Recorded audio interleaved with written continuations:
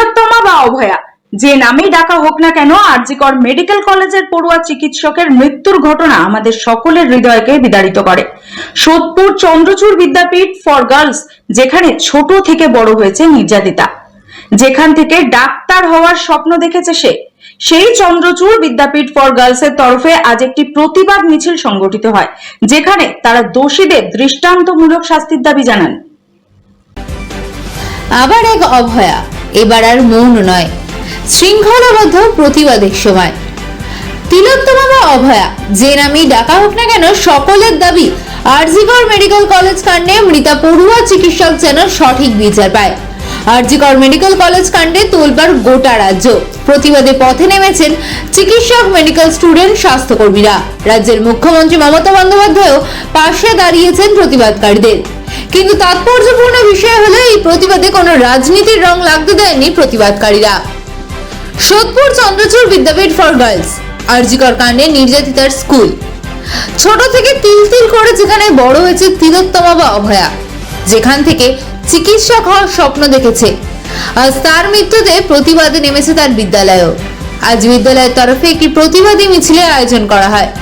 মূলত এই মিছিলের আহ্বায়ক ছিলেন স্কুলের 1993 সালের ব্যাচ।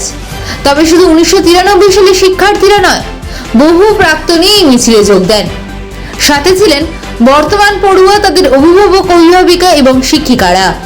হাতে ব্যানার, প্ল্যাকার্ড এবং কালো দড়ি নিয়ে বিক্ষোভ জানান তারা।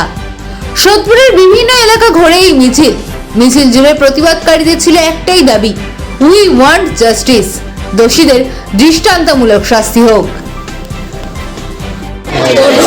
আপনাদের স্কুলের একজন প্রাক্তনী, তাকে তিলোত্তমা বা অভয়া বলা হোক, তার এরকম পাশবিকভাবে একটা অত্যাচার করে মৃত্যু হয়েছে, কি বলবেন আপনাদের আজকে প্রতিবাদ সভা? কি বলবেন আপনাদের আজকে প্রতিবাদ সভা নিয়ে? আপনাদের সবাই এখানে মিলিত হয়েছে যত সম্ভব তাড়াতাড়ি এটা যেন শাস্তি হয়, এই জন্যই আমাদের এখানে আসা, মিলিত হওয়া, প্রতিবাদ করা। আপনাদের আজ এমনটা দেখছি যে কালো দড়ি হাতে বেঁধে প্রতিবাদ সভা করা হচ্ছে, তো এতে কোনো রকম ভাবে কি ফাঁসির দাবি জানানো? আমরা ফাঁসির দাবি চাই। আমাদের প্রতিবাদ আর মৌন নয়, শৃঙ্খলাবদ্ধভাবে মুখর। আমরা এখন মুখর, কারণ এই শতাব্দীতে এসে আমাদের প্রতিবাদে আমাদের মেয়েদের হেনস্থা করা হয়, যেখানে যে সেবা দিতে গেছে সেখানেও তাকে এইভাবে নৃশংসভাবে খুন হবে না। সুতরাং আমরা এখন মুখর, আমরা এইভাবেই প্রতিবাদ করছি। যদিও মৃত্যুর বদলে মৃত্যু কখনো আমরা চাই না, কিন্তু আজ বাধ্য হচ্ছি যে মৃত্যুটাই কাম্য। যে এই নৃশংস অত্যাচার করেছে তাকেও হ্যাং আউট করা উচিত। সরকারের কাছে আপনাদের দাবি কি? সরকারের কাছে আপনাদের দাবি? সরকারের কাছে এখানে দাবি নয়, আমাদের সমগ্র আমরা মহিলা জাতি, শুধুমাত্র স্কুল নয়, শুধুমাত্র পশ্চিমবঙ্গবাসী নয়, শুধুমাত্র ভারতবর্ষ নয়, সমস্ত মহিলারা যেন সবাই একত্রিত হয়ে এই জঘন্য কাজে প্রতিবাদ করে, আর যেন দ্বিতীয় অবহেলা না হয়। আর অবশ্যই আমরা আমাদের সুরক্ষা আরো আরো আরো বেশি চাইছি, যাতে এরকম ঘটনা না। এই স্কুলেরই প্রাক্তন ছাত্রী এইভাবে নৃশংসভাবে খুন করা হয়েছে এবং মুখ্যমন্ত্রী আজ তার বাড়িতে এসেছিলেন, কি বলবেন? মুখ্যমন্ত্রী এসে আজকে বাড়ির সঙ্গে তাকে প্রতিশ্রুতি দিয়েছে তার পরিবারের পাশে থাকার জন্য। আর সবথেকে বড় ব্যাপার, মুখ্যমন্ত্রী বলেছেন যে কলকাতা পুলিশ তার বিনীত গোয়েলের নেতৃত্বে যে তদন্ত কমিটি চলছে, ফাস্ট ট্র্যাক কোর্টে গিয়ে ফাঁসির জন্য আবেদন করা হবে রাজ্য সরকারের পক্ষ থেকে।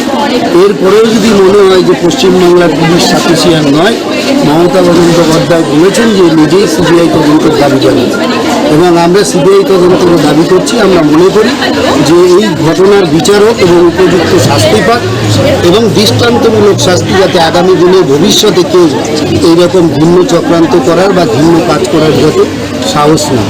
আমরা যেমনটা দেখেছি যে ওখানে সিসিটিভি কিন্তু সেরকম ভাবে ছিল না এবং গতকালকে সিসিটিভি বসানো হয়েছে, তো প্রশাসনকে কি আরো তৎপর হওয়া উচিত? অপরাধী যখন অপরাধ করে, নিশ্চয়ই যেমন অপরাধের চিহ্নও রেখে যায়, তেমন অপরাধীরা তো নিরাপদ জায়গাও খুঁজবে যে কোন জায়গায় সিসিটিভি নেই বা কোন জায়গাটায় কী করলে কোনো অসুবিধা হবে।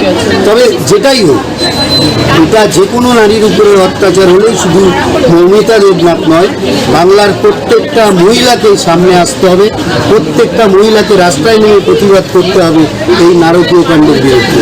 এটা আমাদের প্রত্যেকের উচিত। সবাই মিলে গলা মেলানো এর শাস্তি হোক, ভবিষ্যতে যাতে আর কোনো মৌনতা দেবনাথ বাংলার বুকে না সৃষ্টি হয় বা ভারতবর্ষের বুকে না সৃষ্টি হয়। আপনাদেরই স্কুলের প্রাক্তন ছাত্রী অভয়া, তার এইভাবে নির্মমভাবে মৃত্যু ঘটেছে, কি বলবেন? বলার কোনো ভাষা নেই। আমরা ভীষণভাবে শোকাহত, শোকস্তব্ধ স্কুল, এবং আমি সরাসরি তাকে পড়াশোনা করে জায়গাটি বলিয়েছেন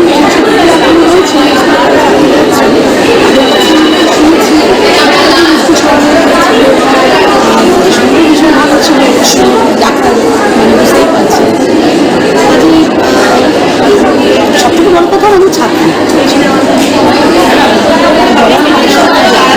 একজন চিকিৎসক যার কর্মস্থলে তার সাথে এরকম করা হয়েছে, সেটা সাধারণ মানুষের সুরক্ষা কোথায়?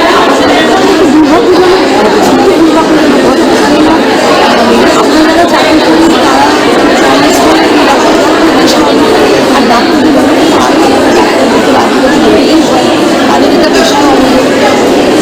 এরপরে যদি রোগীরা চাইলে ডাক্তার যদি না আসে কি পরিস্থিতি, তবে আমার মনে হয় যে ধরা পড়লে শাস্তি হয় কিছুটা আমরা আশ্বস্ত পাবো। আপনার নাম আর ডেজিগনেশন? আমি প্রধান শিক্ষিকা, ডক্টর